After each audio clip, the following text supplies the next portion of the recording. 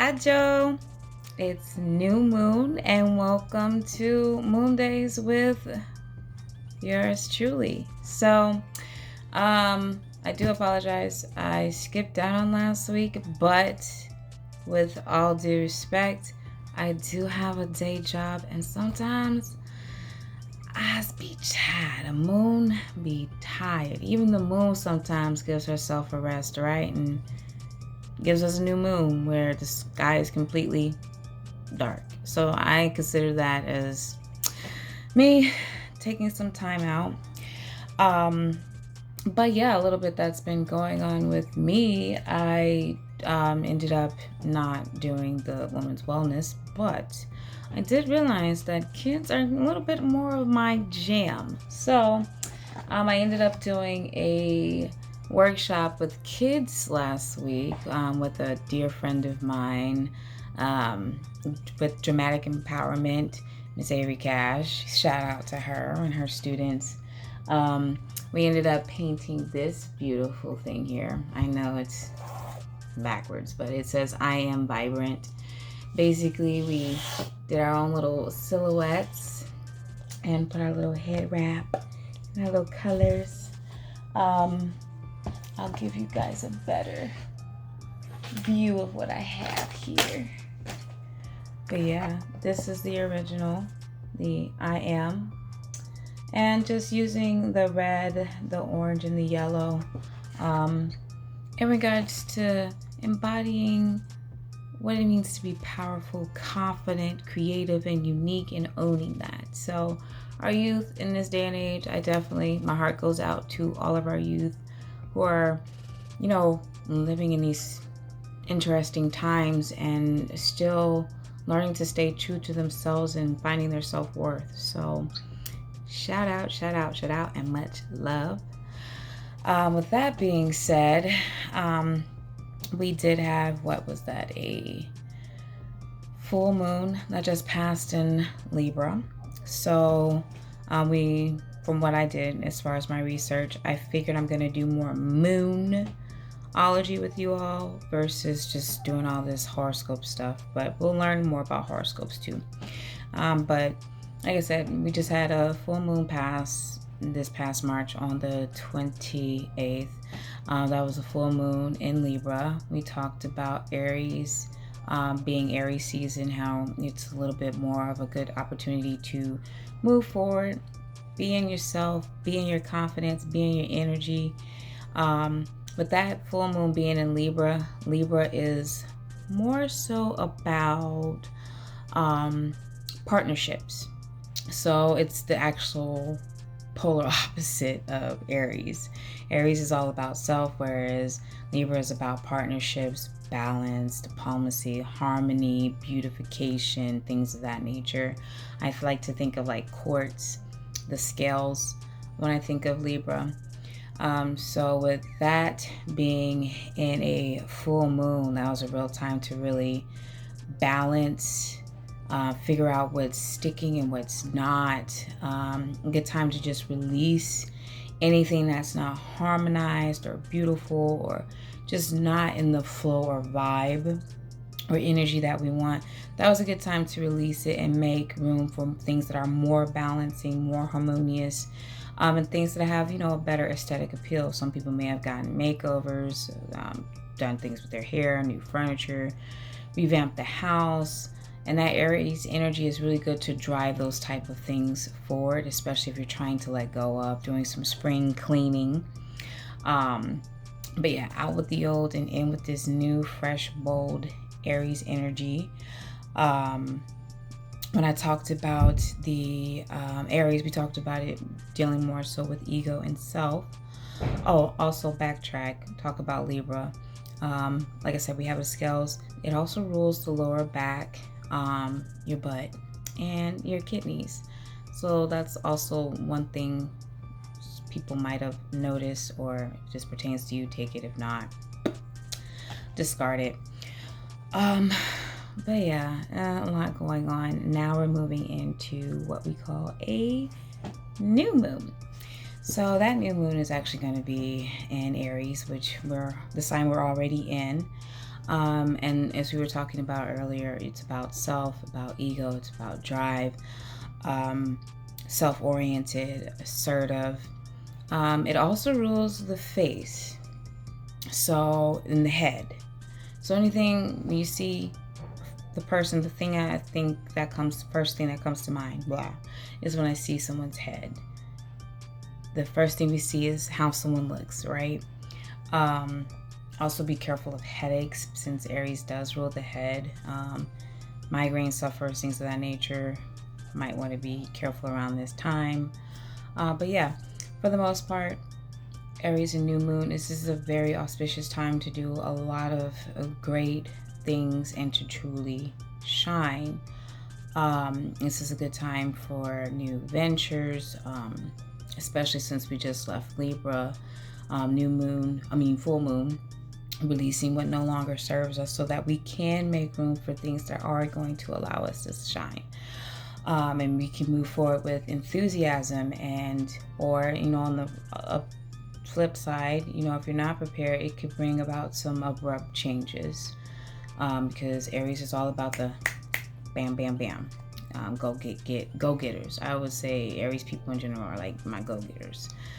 So, all that to say, now that we know how to balance, and now that we're moving forward in this new energy, it's important not to get too explosive, not to be too reactive, but to think a little bit before we do. Think before we leap. That's always a good rule of thumb, no matter how good things seem to be, how great it sounds. It's always good to analyze and think.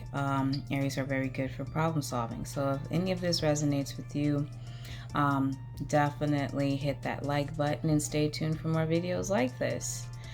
So with all this energy going on, I figured that if Aries is all about, we talked about confidence, we talked about balance, and if we're talking about finding balance to move forward, my question would be, what can we do to truly shine? Because I feel like Aries is all about the spotlight, all about self. What can we highlight about self to truly shine? So I did go ahead and do an intuitive art piece for us. I'm not going to record. I didn't, because it just takes too long. But if you see my previous videos, you know how the process goes. So what I ended up doing was just a preemptive here. And this is what I got. So we got some gray, we got some orange, we got some what I like to call indigo, which is a very dark blue or mid dark blue, but we also have the regular color blue. We have some yellow, and you can't see it, but there is white swirled in there. There's also a little bit of green. So what I got from this piece, looking at it, is in order to allow ourselves to truly shine, we have grief. And reading this from my left to right, I'm seeing it as, there's a part that needs to be shed, a layer that just needs to completely fizzle away with the gray. Gray represents melancholy, sadness, grief, mainly like grief. Moving past that and allowing orange, which is my creativity color here in this aspect, allowing ourselves to tap whatever broke us, whatever caused loss or a deep sense of loss and pain, and that can be from people, places to things. Using our creative abilities to be resourceful, to express that. And we see here that the blue and the orange are connected, and we also have the grief. So when we allow ourselves to be more creative, more expressive, that allows us to also, connect with our higher self. That, you can call it spirit, that vibe, that energy, whatever. I like to think of it as you're walking down the street and you take this route every day, but for some particular reason, something says, don't go that route, don't make that left, make that right instead. And you're just like, I don't know why, but I'm just gonna go ahead and follow this nudge. And then you find out, minutes, hours, day, whatever later, that something tragic happened that way, or something was not, you know, something bad could happen, and you're like, whoa, I dodged a bullet. I am so glad I listened to myself. Well, that's what we're talking about here. That force, that energy, where creativity allows this ourselves, our higher selves, that instinct to come through more fluidly, I like to say. It doesn't have to be second guessing anymore. It's just instinctual, because we're allowing our creativity to not to spring forward from this, if that makes any sense. And from that, with the white, there's healing that can be created through being creative, and through communicating with higher self. I've explained in a previous video how doing certain art projects has allowed me to not only be creative, but to also find my voice, to really tap into my higher self, but to also create new cycles of healing for myself and those around me. So that's what I'm feeling here. We also see that we have yellow moving towards the middle and on into the end, which begets happiness for me. Happiness, cheer, sun, all those good things. So when I look at this, and then from that we also have blue. So the white is healing, then we also have regular blue, which is communication, which lets me know that's going to be more flowing, healing, clear communication between higher self, your creative aspects, and where you need to go. And like I said, that's also drives more cheer, that sun-like energy, that rah, rah, rah, right? So that's the energy that I'm picking up. In order to shine, to truly shine, we have to own our creative talents, uniqueness, just ourselves, right? Because by owning ourselves, we give ourselves freedoms to really listen to ourselves, just not only just physical, but spiritual, right? And when we allow ourselves to do that, we allow ourselves that free-flowing communication to heal. We shine better when we heal better. You look better when you heal. People say you got a glow about you when things are going right in your life, right? So there's the same thing here. When you're doing the things that you love, you allow yourself to really shine forward. And that's what we can do with this new moon in Aries for April of 2021. I'm leaving the old things behind, or at least letting the old things that hurt us, broke us, the losses, turn that into a creative triumph. And by doing so, we allow ourselves to freely more speak with our higher selves, to create healing, to create happiness in our lives, and to overall just be the best version of ourselves, right? So tell me what you think. You can also comment below. I know intuitive art just may not be for everyone. So one thing I'm going to be introducing to everyone is structured pieces. So what I'll do is take the colors that we use today, and probably about midweek, I'll come up with a structured piece and give step-by-steps on how I created it, so you can create your own masterpiece at home. I hope you all enjoyed this.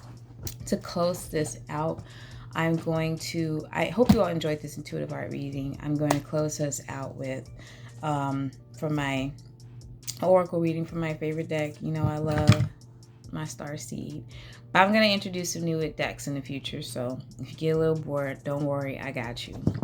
But yeah, as we close out this intuitive art reading, I just want to amplify what we already talked about. So I'm just going to say, angels, ancestors, spirit guides of the highest intentions and unconditional love, give us a word to close this intuitive art reading. Something we should know, something we should hear, something we should feel. Ashe.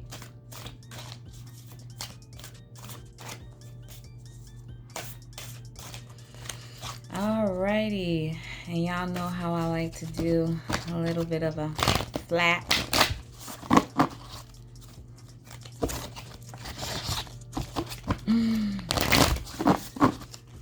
And a 3.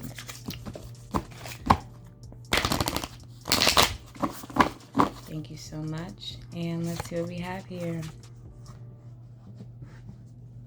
So we have, I'm sorry.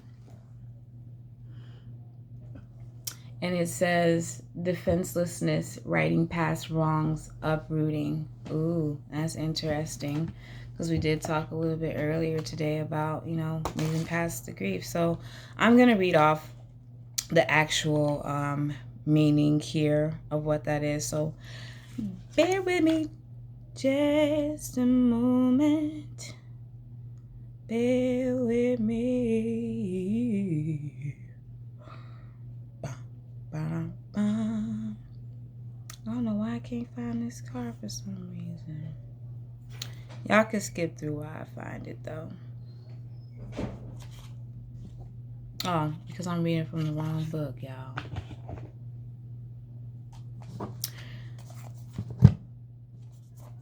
Alright. It's been a long day. I'm tired. Please forgive me.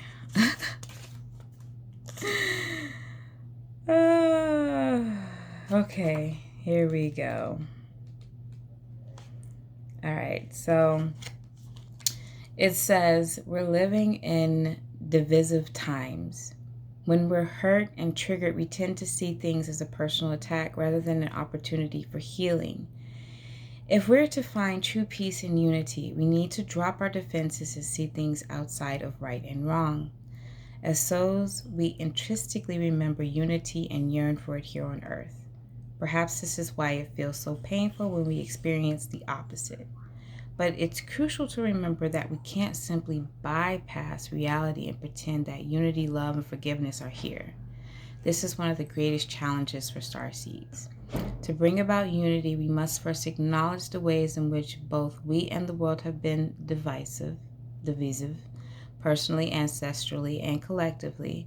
The shadows, hate, wounds, separation, severing wrongs, and sadness. You may be called to explore how you, your ancestors, or your society have, consciously or unconsciously, inflicted pain on others. To find a way to drop the armor around your heart and see things as they truly are for all people.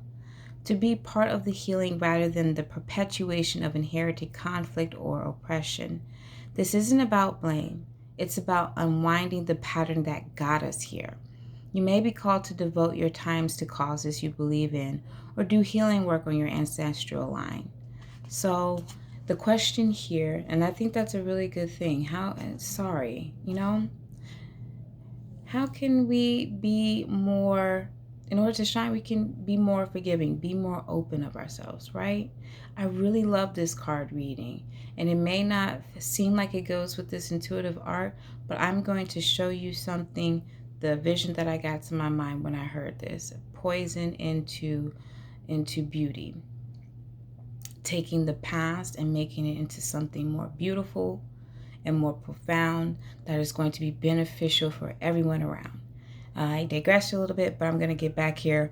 The question that we have, which is a starseed soul inquiry. How are you being called to drop your defenses and unwind past wrongs? So maybe that's another way that we can shine forward. Being less defensive. Being less defensive and letting our true selves shine through. All right, that's all I got for you all. Thank you all for joining me. Have a good one. I love you. Much love. Peace.